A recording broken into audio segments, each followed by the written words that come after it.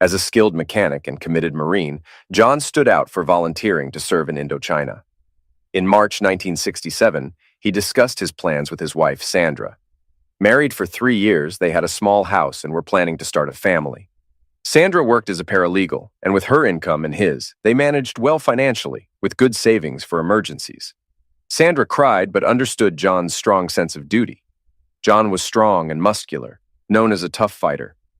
Marrying his high school sweetheart had calmed him down, though he could still fight if necessary. They said their goodbyes and spent a passionate night together before he left. "You'd better come back in one piece," she said, "and don't go after other women. This is mine, only mine," she added, grabbing his crotch. "Don't worry, sweetie," he said. "I'll take good care of myself, and you'd better behave while I'm away. I know how those wealthy lawyers are." "No problem, sweetie," she replied. "I promise to be good."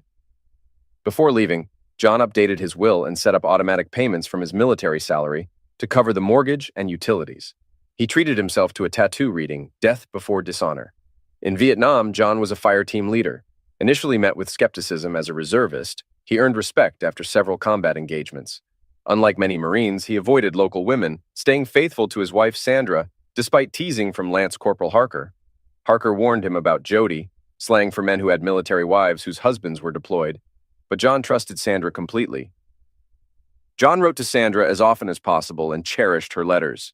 Initially, he received letters every 2 weeks, but after a few months, they became less frequent. He found it odd, especially as he started receiving more letters from his parents, and even photos of Sandra in a swimsuit he hadn't seen before, wondering who had taken them. That Christmas, he received a card and letter from his parents, but nothing from Sandra. Concerned, but undistracted, he stayed vigilant in Vietnam. In mid-January 1968, stationed near Da Nang, rumors spread of an impending major attack by the enemy, Charlie, around the Tet Lunar New Year. At the end of the month, chaos erupted. John's position was heavily attacked, and they fought fiercely. Most of John's team, including Harker, passed. John was injured. John and other Marines were evacuated to Da Nang, then to a military hospital in San Francisco. Doctors saved his leg, though he faced a long recovery. The bullet missed major organs, and stitches fixed his cheek. His ear was bandaged, and nurses said the scar gave him a distinguished look, though he wasn't so sure. John's time in Vietnam was over. A Marine officer awarded him a Purple Heart and informed him he was being recommended for a Silver Star. John already had a Bronze Star with a Combat V and a Navy Commendation Medal. John's parents met him in San Francisco. He wondered where Sandra was and if she knew he was back in the States. His father, a veteran, chuckled. "Damn, son, I thought I taught you how to duck." His mother hugged him tightly and cried. "Where's Sandra?" John asked. His parents exchanged glances before responding. "I honestly don't know, John," his father finally said. "We tried calling the house and her office, but they kept saying she was out, and she never called back. I haven't seen her in weeks. I went by every weekend to maintain the yard and check on her, but nothing." "Tell him, Bob," John's mother said. "Tell me what, Mom?" John asked. "What's going on?" "John, the last time I saw Sandra was maybe 2.5 months ago. I was coming up the street to your house and saw a guy leaving. He got into a sports car, I think it was a Corvette, and drove off quickly. I saw Sandra at the door in a bathrobe waving goodbye to him," he said. "She didn't say anything when I arrived. I haven't seen her since then. I've been picking up the papers and collecting your mail when I go by. I'm sorry, son." John was heartbroken. He had believed she would stay loyal to him. Then he remembered what Harker said about Jody. Maybe he was right. Now he understood why he hadn't heard from her. "Was it a blue Corvette?" John asked. Bob nodded. "Yes, it was," he said. "Why? Do you know who owns it?" "Yeah," John replied. "It belongs to Eric Swagman, a junior partner at her firm. So she isn't even home long enough to pick up the mail?" "It doesn't seem like it," Bob said. "I hope you don't mind, but I saw a couple of utility and phone bills marked final notice, so I took care of them. I figured you wouldn't want to come home to a house without power or phone service." "Thanks, Dad," John said. "I'll pay you back when I get home, I promise." "Don't worry about it, son," Bob said. "Just focus on getting better. Don't stress about this until you're ready. If you want, I can look into getting a power of attorney. If she's not handling the bills, who knows what else she might have done. For all we know, she might have already cleaned you out." John asked a nurse for help in finding a military lawyer. Soon, a Navy lieutenant commander arrived and took notes as John and his parents explained the situation. He took out some papers from his briefcase. "I'll get these papers prepared for you, Corporal," he said. They will give your parents special powers of attorney to handle the issues you mentioned. I suggest you see a family law attorney in your home state as soon as possible. I'll have the paperwork ready, and we can meet here this afternoon to sign and notarize it. Thank you, sir, John said. After the lawyer left, Bob turned to his son. As soon as we get home, John, I'll check the bank to see what's going on. I still have the house key you gave me, so I'll stop by and check on things there. You know, George Williams, who retired from the police force a couple of months ago, is now working as a private investigator. I can ask him to look into this if you want, Bob offered. I'm not sure I can afford a private investigator, Dad, John said. Bob shook his head. Don't worry about it, son, he said. George owes me a few favors. We worked together for 13 years on the force. Also, I'll talk to our family lawyer. I think he still handles family law cases. By the way, Bob continued, Mr. Wilkins said, your job at the shop is still available. He's been saving a quarter of your pay since you left as a return bonus. He said he wasn't going to let the best mechanic in the state slip away. But don't tell him I told you. John was grateful. Wilkins was a generous man, but didn't often show it. He was fair and honest with customers, but had a tough exterior that could be off-putting. That sounds good, Dad, John said, a tear rolling down his cheek. Damn that woman, he thought. His parents gave him a comforting hug. It'll be all right, son, his mother said. We'll get through this. A few hours later, the attorney returned with a notary. After signing the papers, John's parents left, promising to call with any news. They thanked the nurse, who assured them John was well cared for and would need extensive physical therapy arranged through the VA. John was finally alone to confront his life's mess. He rested but dreamt about his fallen Marines, not Sandra. A few days later, John got a call from his father. Bad news, John, Bob said. Sandra drained almost all of your checking and savings accounts. About 2 months ago, she took out $8,545 from your savings. I have the bank statement. She took the money out in cash. The only deposits in those 2 months were from your military pay. According to the bank and the teller, Sandra comes in a few days after each payday and withdraws everything except $5, just enough to keep the account active. She didn't open a new account, so I have no idea what she did with the money. All right, Dad, John said. Since you have power of attorney, take her name off the account. We don't have any credit cards, so that's not an issue. Will do, Bob said. I also went by the house. It's a mess. There's moldy food on the table, dishes piled up in the sink, and it smells terrible. It looks like she took all her clothes and personal stuff but left her wedding dress and album behind. I found her wedding and engagement rings in the bathroom trash. I'm sorry. At least the house is still standing, John said. Yeah, Bob replied. Your mother is there now, cleaning up and airing out the place. The bed is a mess. The sheets are badly stained. If I had to guess, Sandra probably had someone else in there. What do you want to do about it? Get rid of it, John said. Dispose of it and pile it up outside if you need to. I'll manage with a cot if I have to. All right, Bob said. I'll handle it. George offered to take your case for free. He said nothing is worse than someone who steals a soldier's wife while he's serving his country. I also found a top-notch lawyer who's agreed to handle your divorce for free. He can't stand Swagman, who apparently has a reputation for going after married women. George suggested we change all the locks on your house, and I agree. Are you okay with that? He asked. Yeah, that sounds like a good idea, Dad, John said. All right, we'll keep in touch. How are you holding up? Bob asked. I'm doing all right, Dad, really, John said. Who are you trying to convince, me or yourself? Bob asked. John smiled. His father always had a sharp insight. Dad, you've lost men in combat, right? John asked. He knew this was a silly question, given his father's service as a second lieutenant with the 1st Marine Regiment under Colonel Lewis B. Chesty Puller at the Chosin Reservoir in 1950. His father knew all about combat, sacrifice, and death. Yes, son, I have, Bob said. This might sound odd, Dad, but have you ever had dreams where they spoke to you? John asked. Oh, yes. At first, it was almost every night, but it became less frequent over time, Bob said. Have you ever gotten over it? John asked. You never completely get over it, John. It becomes a part of you. You have to make peace with it and learn to live with it, or it will consume you, Bob said. The next 2 weeks flew by for John. He heard from his parents daily with updates on Sandra, but never from her. She had moved in with Eric Swagman and was pregnant by him. Everyone at the office knew about their relationship. The divorce process was going smoothly. John's lawyer, Mike McGregor, was filing for divorce based on adultery and abandonment. He was also suing Eric for interfering with John's marriage and taking legal action against Sandra's employer for not upholding their moral standards. Mike mentioned possible additional charges against Swagman based on evidence from George. Bob mentioned that Sandra had a meltdown when she found out she was no longer listed on John's military pay account and couldn't access his money. She also discovered her house keys no longer worked. Bob and his wife told her to go to her boyfriend for help. John focused on his recovery, finding some amusement in Sandra's situation.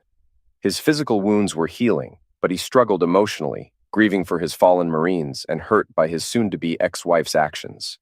John learned to move around using a crutch and cane, and the doctors agreed it was time to remove his cast. He was cleared to drive an automatic. Back in his room, John saw an orderly hanging up his cleaned uniforms, now with sergeant's stripes. A doctor explained he had been promoted and was being discharged, with physical therapy arranged at a VA facility near his home. John put on his freshly starched green uniform, grabbed his polished boots, and used a wheelchair and cane to go to the day room. In the day room, John was surprised to see his parents, doctors, nurses, orderlies, and Lieutenant Colonel Arvin Johnson, his reserve battalion commander. John stood up with the help of his cane, surprising everyone, and shook Lieutenant Colonel Johnson's hand.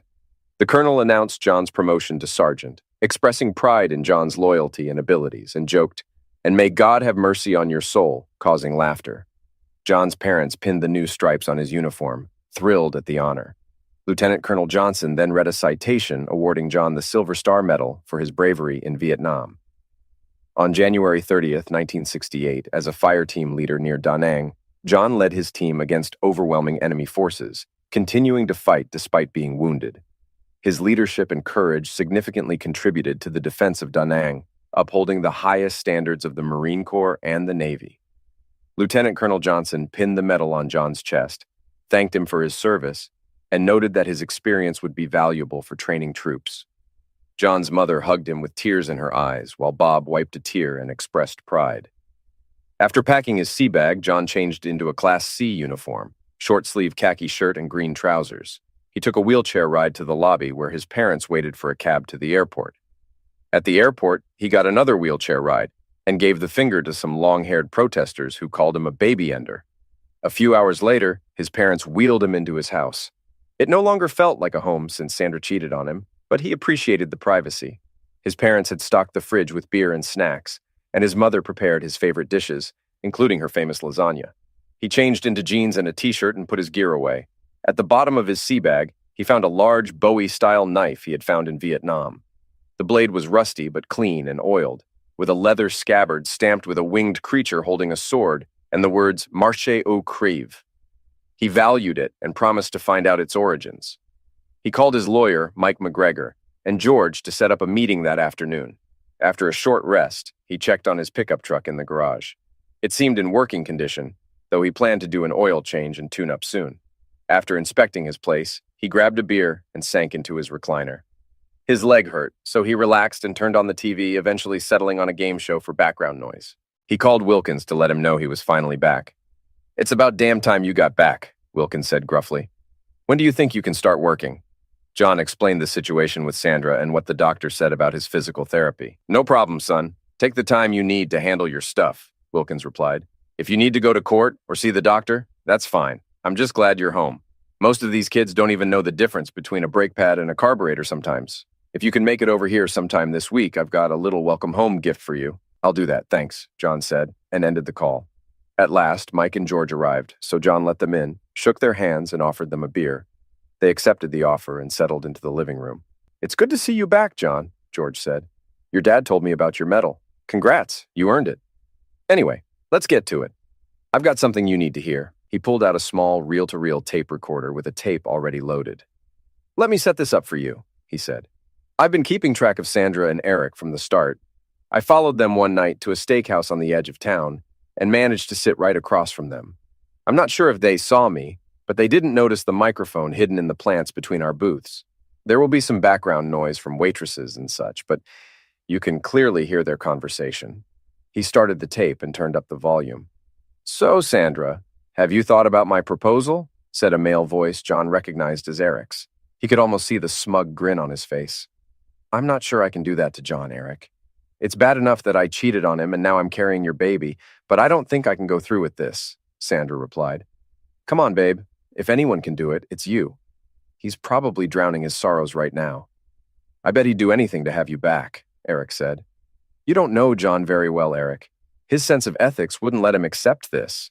There's no way he'll agree to raise the baby as his, and he definitely won't share me with you, Sandra said. No, he wouldn't share you. We won't let him. Look, you know I'm not cut out to be a father. John would be a better parent than me. Here's the plan. We get him to agree to our terms, or we threaten him with a divorce. We'll demand his house, half his income, alimony, and child support. Don't worry, I've already prepared the paperwork, Eric said. George stopped the tape. So, they really think I'm going to let her stay with him and let him raise her illegitimate child? John asked. Are they out of their minds? There's more, George said, starting the tape again. I don't know, Eric. John won't go for that, Sandra said. Come on, babe. You know he's so in love with you, he'd do anything, Eric said. You're not still in love with him, are you?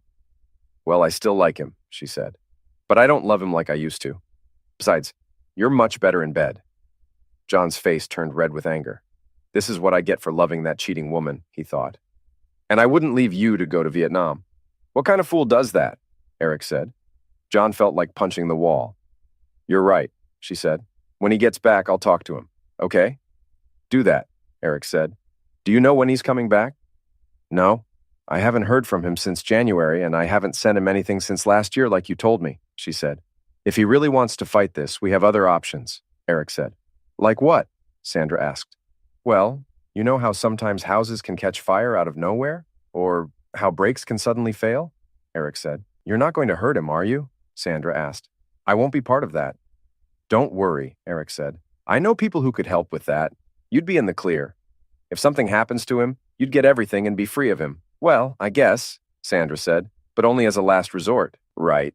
Only if we have no other choice. Let's see what happens when he gets back. George stopped the tape. That sounds like a plan to commit murder to me, John said. Both George and Mike agreed. It's also a conspiracy to commit fraud, and possibly theft since Sandra drained your bank accounts, Mike said. That's why I filed the court papers on the way over and pushed for a quick hearing. I also got an order of protection that keeps them at least 100 feet away from you, your house, and your parents. I know the person who schedules these things, so I'll be serving them with papers tomorrow morning. I spoke with the district attorney, and he's putting together a criminal case against them. I also talked to Lee Marcus, the senior partner at their firm. We've been friends for a long time, and he's furious about what they're doing. I told him we plan to sue the firm and mentioned the conspiracy to engage in criminal activity. By the time we're done, swagmen will be lucky to avoid jail, Mike said. Your dad and I still have connections in the police department, including the chief, George said. I spoke with a few of them, and they've agreed to keep an eye out for you. Any questions so far? George asked. Yeah, John said.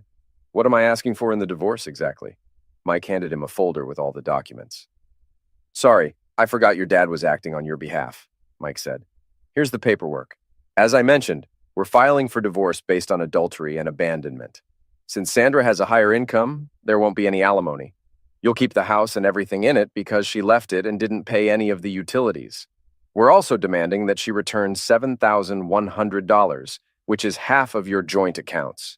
Remember, she emptied both your checking and savings accounts and took all the money you had deposited. We're also asking that she return her rings and change back to her maiden name. She'll keep her clothes and her car. I've asked Lee to keep her employed, since she'll need some support during her pregnancy.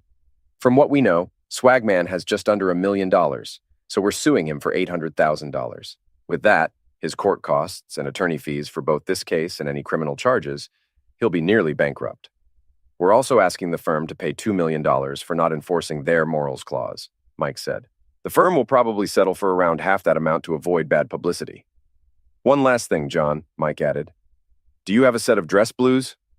Yeah, John replied. Mike nodded. Great, Mike said. Get them cleaned and have all your medals and ribbons mounted. Wear them to court when the trial starts. I want everyone to see what kind of man Sandra and Eric have wronged. I have one more surprise for them, but I'll keep that to myself for now. That's fine with me, John said. I'll get the uniform ready. Just let me know when I need to be there. I will. Now, if you don't mind, I have a meatloaf and an apple pie waiting at home. John, take some time to relax, Mike said. I will, John said. I was thinking about going to the watering hole for another beer and catching up with some old friends. Just be careful, John, George warned. That neighborhood has gotten a bit rough since you were last here. Not rougher than Da Nang, I bet, John said. George and Mike laughed. Not quite, George said, but almost. After George and Mike left, John went to his bedroom, changed his shirt, and grabbed the knife, hoping to find a friend who was good with them. He locked up the house, hobbled to the garage, and started his truck. Man, that feels great, he thought, as the pickup roared to life. He drove off and headed to one of his old hangouts, stopping for gas on the way. He parked in front of the bar like he always did and took a look around. George was right. The place seemed a bit rougher than it did a year ago, but he thought, I've seen much worse. He went inside and made his way to the bar through the haze of cigarette smoke. He grabbed a beer and scanned the room, hoping to recognize someone, but no luck. This used to be a spot where regular guys like him would hang out and chat over a drink, but now it seemed like a hangout for gang members. He finished his beer and headed to his truck, hearing a woman cry for help in an alley. He saw a young woman surrounded by 5 or 6 men. Grabbing a knife from his truck, John quietly approached. One man was tearing the woman's dress. "Hey, leave the woman alone!" John shouted. The men paused, puzzled. One man with a switchblade moved toward John. John drew his own knife. "You want to play with knives?" John asked. The thug lunged, but John dodged, slashed his wrist, and kneed him in the groin. The rest of the gang began to retreat. 2 men stayed to confront John. He took one down with a punch to the throat and slashed the other from shoulder to waist. A man with a piece of wood snuck up behind John, hitting him in the face. The attacker fled as police arrived. An officer approached John. "Man, Harkness, didn't George warn you this area is dangerous?" "Yeah," John replied. "I guess I'm just too stubborn to listen." The officer surveyed the scene and instructed his partner to call for a couple of ambulances. He then grabbed 2 sets of handcuffs, went to the men on the ground, and restrained their hands behind their backs. Returning to John, the officer noticed the knife lying next to him. "Now that's a knife," he said. "Where did you get that, John?" "Picked it up in Vietnam," John answered. "Let me see it," the officer said. "Do you have a place to keep this thing?" John handed over the leather scabbard. The officer examined it closely. "French Foreign Legion? Really?" he asked. "Marine Corps," John said. "Just got back." "I know you were in the Marines, John. I'm talking about the markings on the scabbard. The emblem shows it's from the French Foreign Legion. The words under it mean march or die. This doesn't look like standard issue. I bet it belonged to a French soldier at some point." The officer put the knife back in its scabbard and handed it back to John.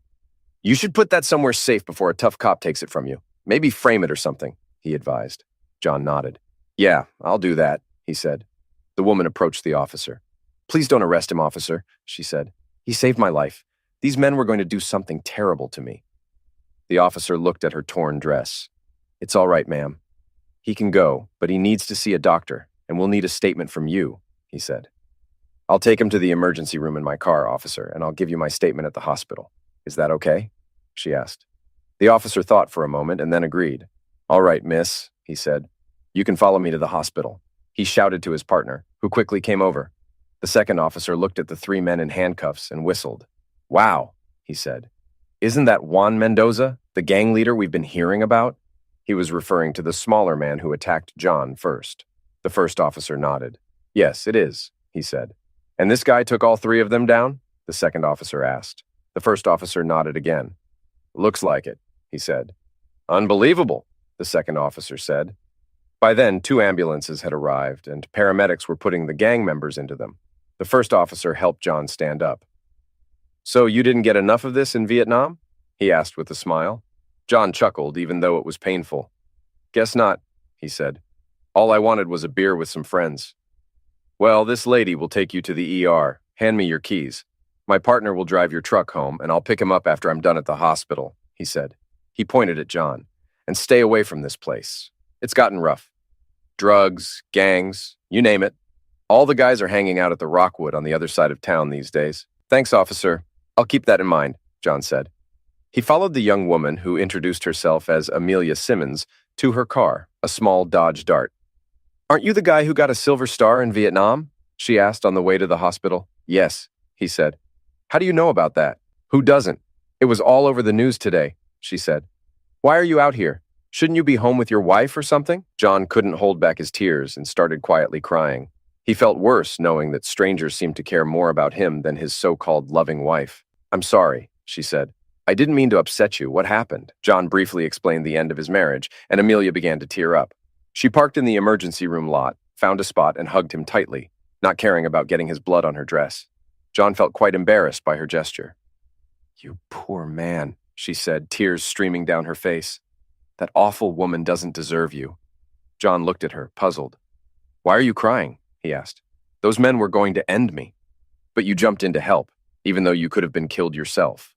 You didn't even know me, but you risked your life for me," she said, crying. "I can never repay you for that." John hugged her back. "You don't owe me anything," he said. "Yes, I do," she insisted. "I owe you everything. You put aside your own pain to help me, so I'm going to help you heal. No matter how long it takes, I'll mend your broken heart," she promised. "I swear no one will ever hurt you again. Not like her," she said. "You don't even know me," he said. "You didn't know me either," she replied. "But after tonight, I know all I need to know. John Harkness, you're my hero, my knight in shining armor. I want to care for you, hold you, and fill the emptiness in your heart. Please, let me do that for you." John thought about what she said. When he looked into her eyes, he saw only genuine love, no deceit. There was something beautiful about her that he couldn't quite describe. Maybe it was because of everything with Sandra. In his mind, he heard Harker's voice. "Go for it, Corporal. Sorry, Sergeant." He smiled, knowing Amelia had no idea why. "All right," John said, giving her a gentle kiss. Amelia hugged him tightly. "You won't regret this, John, I promise," she said. They went into the hospital emergency room, where the officer waited while the doctor checked out both John and Amelia. The doctor cleaned the cut on John's cheek while x-rays were processed. After looking at the x-rays, he told John that nothing was broken and that the nail in the board had only scratched his skin. Amelia was also fine. John gave his account of what happened that night, and the officer seemed to accept it. "John," the officer said, "Amelia seems like a decent person, but she's had a tough time. Her parents died in a car accident a few years ago, and she's been struggling ever since. She has no family and barely gets by as a waitress. I know you have your own issues and don't need more problems, but it would be great if you could help her out. Maybe you two could support each other." "Thanks," John said. Maybe you're right. He was surprised by what the officer shared. Amelia had never mentioned any of her difficulties, yet here she was comforting him. He felt something he hadn't felt in a long time. Maybe it was love. Whatever it was, it felt a lot better than what Sandra had given him. The officer handed him a card. "Call me if you need anything," he said before walking over to Amelia. "You can follow me to John's place. I need to pick up my partner anyway," he added. She thanked him and they left the emergency room. They drove to John's house in silence. John had a lot on his mind. His soon-to-be ex-wife had betrayed him, his Marine friends were gone, and now there was Amelia. John didn't believe in coincidences, but he couldn't help but wonder. They were both hurting, yet they chose to set their own pain aside to support each other. When they arrived at John's house, he invited her inside after the officers left. "Come on in, Amelia. I don't bite, and it's much more comfortable inside than in your car," he said. "I don't want to be a burden," she replied. John grabbed one of her bags from the car. "Don't worry about it," he said. "It's no trouble. I have an extra room, and it's definitely safer than sleeping in your car." "Okay," she said. "I suppose you're right." After settling Amelia's things in the guest room, John invited her to the living room and offered her a cup of coffee. She accepted and made herself comfortable on the couch while he prepared their drinks. They shared their stories, with John explaining everything about his marriage and his service in Vietnam. Amelia did the same, sharing her own life story. She told John that her parents worked hard but struggled to make ends meet. They lived in an apartment when they died in a car accident, leaving her with nothing but the need to sell off everything she owned. There was no inheritance, and the little money she had went to covering her parents' final costs. She lost her job as a secretary when her boss moved away and ended up waiting tables at a small diner close to the alley where she was attacked. The pay was low, but she managed to get an apartment with a friend. Her friend, however, got a job in another state and left. Amelia couldn't afford the apartment on her own, so she moved in with a guy she had dated a few times. Unfortunately, he wanted more than she was ready to give and started being abusive. After a few weeks, she left and ended up back in her car, trying to save enough money to rent a room somewhere. "Why don't you stay here?" John suggested. "I don't want to take advantage of you," she replied. "I can't pay you anything, and it wouldn't look good with your divorce situation." "That's okay," John said. "You can use the spare bedroom and maybe help me with some housework. If anyone asks about my divorce, I'll just say you were homeless and I let you stay in exchange for helping around the house." "That sounds fair," Amelia agreed. I hope you don't get tired of me. John laughed. No worries. I just hope you can handle looking at my face, he said, pointing to his cheek. She gently touched his scar and his left ear. I can manage, she said. Actually, I think it makes you look distinguished, like someone who doesn't put up with nonsense. He laughed again. Flattery will get you far, he said. Anyway, things might get a bit busy here for a day or two. Sandra and her boyfriend will be served papers tomorrow morning, so I expect a lot of phone calls after 9. I also have some errands to run. Want to come with me? Sure, she said. That sounds like fun. I'm off for the next couple of days anyway. Well, I'm exhausted and my leg is starting to hurt, so I'm heading to bed, John said. I'll come with you if that's okay, she said, following him down the hall. Would it be all right if I slept with you tonight? No closeness. I just need someone to hold me. Sure, he said. I promise I'll be good. She smiled and went to the bathroom to shower and change while John got ready for bed. By the time she returned, wearing just a long t-shirt, John was already under the covers. She climbed in beside him, and he instinctively put his arm around her. She rested her head on his shoulder with her arm draped over his chest. He thought to himself how nice it felt. They fell asleep and woke up the next morning with John spooning Amelia. I'm sorry, he said. Amelia smiled at him. Don't apologize, she said. I put your hand there last night because it felt good, and this felt good too, she added, lightly brushing her hand against his groin. I'm glad you like it, John said. They showered and got ready for the day. Amelia made breakfast while John got dressed. At 9:20 a.m., the phone rang. What's all this about a divorce, John? Sandra yelled. I don't want a divorce. And what's this about adultery and abandonment? I don't care what you want right now, Sandra, John said. You left the house, refused to pay the bills, took thousands from our accounts, slept with Eric Swagman, moved in with him, and now you're pregnant, either by him or someone else. Is that clear enough for you? I didn't know you were back, John, or I would have visited you, she said. That's a load of crap, John snapped. It was all over the news. Even people who don't know me have welcomed me home. But you? You're too busy with your boyfriend to care about your husband, he said. You don't get it, John. I still love you, she said, crying. No, you don't, John said angrily. I haven't heard from you since last year. I learned about everything from my parents when they visited me in the hospital after I got hurt. You didn't even send a card. How can you claim you love me while you're sleeping with that loser? But I do love you, John, she insisted. No, you don't, John said. What did you tell that guy when you talked about me raising your child? Oh, right. I don't love him anymore. That's fine with me because right now I hate you so much I wouldn't help you if you were on fire. John, how do you know what I said? She asked through her tears. He had never talked to her like this before. And you don't really mean that, do you? Just sign the divorce papers and let's be done with it. We're over, John said. And I'm going to take down your boyfriend, too. Suddenly, Eric came on the line. Listen up, you jerk. I'm going to destroy you, Eric said. I don't think so, idiot. Tougher guys than you have tried, and they're dead now. You want to mess with me? I'll beat you so badly you'll be begging for mercy. You'll feel like you've been hit by a freight train. Check those papers. There's a restraining order against both you and Sandra. I know you two plan to burn down my house and mess up my truck. If you come near me, you'll get a bullet up your rear end. By the time I'm done with you, you'll be lucky if you don't end up in jail, John said. We'll see about that, Eric replied. Sandra came back on the phone. John, please, let's talk this over. We don't need a divorce. Eric and I have a proposal we'd like to discuss with you, she said. If you want to talk to my lawyer, John said. Here's a suggestion for both of you. Go away and stay out of my life.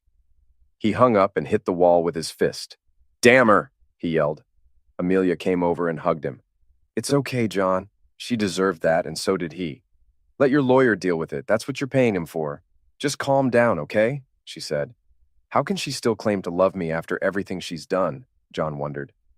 I don't know, John, she replied. She clearly isn't thinking straight. You mentioned you have errands to run. Let's take care of them and get out of here for a bit, okay? All right. You're right, he said. What do we need to do today? She asked. I need to visit my civilian boss, drop off my dress blues for cleaning and have the medals mounted, then get some parts and tune up the truck, he said. Let's get started then, she said. We've got a lot to do.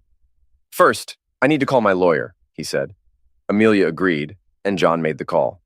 He updated Mike about his call with Sandra. Yeah, I thought she was going to faint, Mike said. And Swagman looked like he was about to hit something. I'm curious to see what they propose. By the way, I spoke with Lee. He's meeting with the senior partners and the board this afternoon. And make sure your dress blues are ready. We go to court next Friday. Got it. Thanks, Mike, John said. I'm dropping them off today. I'll call if I hear anything else. They left the house, took John's uniform and medals to the cleaner, who was an old WBOQ vet and knew his stuff. Then they went to visit old man Wilkins. Hey, boss, John said as he and Amelia entered. Wilkins looked up from his desk, buried in paperwork. Hey there, Wilkins replied. Damn, I need a secretary. I can't keep up with all this paperwork. I've got cars to fix. John glanced at Amelia. Seriously? You really want to hire a secretary? He asked. Absolutely, Wilkins said. Look at this mess. Plus, I have to answer phones and handle customers at the counter. I know someone who used to be a secretary and might be looking for a better job. Interested? John suggested. Hell yes, Wilkins replied. John gently took Amelia's arm. Let me introduce you to my new friend, boss. This is Amelia Simmons, and she used to be a secretary, he said. Wilkins looked at Amelia. Think you can handle all this, young lady? He asked. Amelia nodded confidently. Absolutely, she said. I can type 50 words per minute, file, take shorthand, and handle customers. I can even work the cash register out there. Wilkins thought for a moment, then asked, Are you working right now? Yes, I'm a waitress, but I don't make much, she said. Here's what I'll do, Wilkins said. Give your current boss a 2-week notice and then come work for me. Since you're John's friend, I'll start you at $125 a week. How does that sound? Yes, sir. Thank you, Mr. Wilkins, she said with a smile. Do you know anything about cars? He asked. Not as much as you, but my dad taught me quite a bit, she answered. That's even better, Wilkins said. Oh, John, I've got something for you. He handed John an envelope. Consider it a welcome home bonus. John opened the envelope and found a check for $2,340. He shook Wilkins's hand in appreciation. Thanks, boss. This really means a lot, John said. Well, you've earned it, Wilkins replied. Take care of that cheating wife and then come back to work, all right? Will do, boss, John said. Wilkins waved them off. All right, you two, get going, Wilkins said. They shook hands with the old man and left. Wow, $125 a week, Amelia said. I've never made that much. Thanks again, John. Don't mention it, John said. That's almost double what I make as a sergeant in the Corps. No way, Amelia said. Yep, John said. You really know about cars? Yeah, Amelia replied. We didn't have much money, so Dad taught me how to fix things. I learned to tune up a car, change belts and tires, and even do oil changes. Don't let Wilkins hear that. He'll have you working on cars all the time, John joked. Amelia laughed. I don't mind getting a bit of grease on my hands. Just get what you need for the truck and I'll show you how, she said. John smiled. Wow, I think I'm falling for you, John said. Amelia giggled and kissed him on the cheek. Me too, she said. They stopped at John's bank where he deposited the check, putting 10% into savings as usual. He took out $100 for spending and ordered new checks without Sandra's name on them. Then they went to an auto parts store and bought everything John needed for the truck. After grabbing a hamburger, they headed home. John thought about how the place felt like a home again with Amelia around. He pulled the truck into the garage and got everything ready while Amelia went inside to change. She came back out wearing old, worn jeans and a t-shirt. So, what should we do? John asked. Amelia grabbed the spark plugs and wires. I'll take care of the plugs and wires and you handle the oil change, she said. Sounds good, John replied. Do you know how to set the gap on the plugs? Are you serious? She asked. Without waiting for a response, she took the tools she needed and got to work. John was amazed at how skillfully she used his tools. He gathered what he needed and began changing the oil. By the time he finished, she had also replaced the spark plugs, wires, rotor, and distributor cap. He inspected her work and was very impressed. Everything looked flawless, but appearances can be misleading, so he lowered the truck and started the engine. He turned the key, and the truck roared to life just as he hoped. He revved the engine slightly and listened for any problems. Pleased with the results, he turned off the truck and looked at Amelia, who now had grease smeared across her hands and face. At that moment, she looked more beautiful to him than Sandra ever had. So, she asked. John took her face in his greasy hands and kissed her deeply. I'm definitely in love, he said. You're hired. She smiled, unconcerned about the extra grease on her face. He handed her his hand cleaner. He remembered a time he wished Sandra would enjoy moments like this with him, but she always thought his work was too messy. After they cleaned up, Amelia cooked dinner, and they enjoyed a peaceful evening watching TV. John felt more at ease than he had in a long time and managed to get through the night without thinking about his soon-to-be ex-wife. The following days were a whirlwind. John picked up his dress blues from the cleaners and spent hours removing any loose threads, polishing his brass, shoes, and hat. Amelia gave her 2-week notice at the diner where she worked. She was informed that her employment ended immediately, and she was told to return in a few days to collect her final paycheck. During those days, John and Amelia grew closer and decided to hold off on taking their relationship further until after John's divorce was finalized. John found it challenging because it had been a long time since he'd been with a woman, but he was genuinely falling for Amelia, and it seemed she felt the same way about him. The day of the court hearing finally arrived. John showered, shaved, and dressed in his uniform after breakfast, then went into the living room where Amelia was waiting in a lovely printed dress. "Wow," she said, admiring him in his dress uniform adorned with medals. "You look fantastic," John smiled. "Thanks, but I feel like a Christmas tree," he replied. "You look amazing, too." At the courthouse, they were greeted by 14 Marines from John's unit, including Lat Col Johnson and Sergeant Major Roberts. After introductions, they entered the courtroom. The Marines filled 2 rows as John approached the table where Mike was waiting. John's parents also joined the Marines. John glanced over at Sandra and Eric at the opposite table. Sandra's eyes widened when she saw the man she had cheated on. Although he looked impressive in his uniform, she was taken aback by his missing ear and the scars on his face. Eric smirked while rubbing Sandra's pregnant belly. Sandra had yet to notice Amelia. The judge entered the room and the bailiff instructed everyone to stand. Once everyone was seated, the judge addressed the Marines. "What brings you here today, gentlemen?" he asked. Lat Col Johnson stood up. "Your Honor, my Marines and I are here to show support for Sergeant Harkness and, if needed, to speak on his character," he said. The judge acknowledged this with a nod. "Thank you, Colonel," the judge said. "I don't think we'll need that, but I appreciate the support." The Marines remained silent but cast stern looks at Sandra and Swagman throughout the hearing, which proceeded as Mike had described. The judge asked both parties a series of questions covering their marriage history and the reasons behind John's divorce request. Sandra admitted to abandoning the house, neglecting utility payments, and getting pregnant by Swagman, who then tried to convince the judge to order support for the child. The judge asked, "You really expect me to make Mr. Harkness pay child support for a child you fathered? Are you serious or just not thinking clearly?" Denied. Throughout the hearing, the judge rejected every motion and request from Swagman.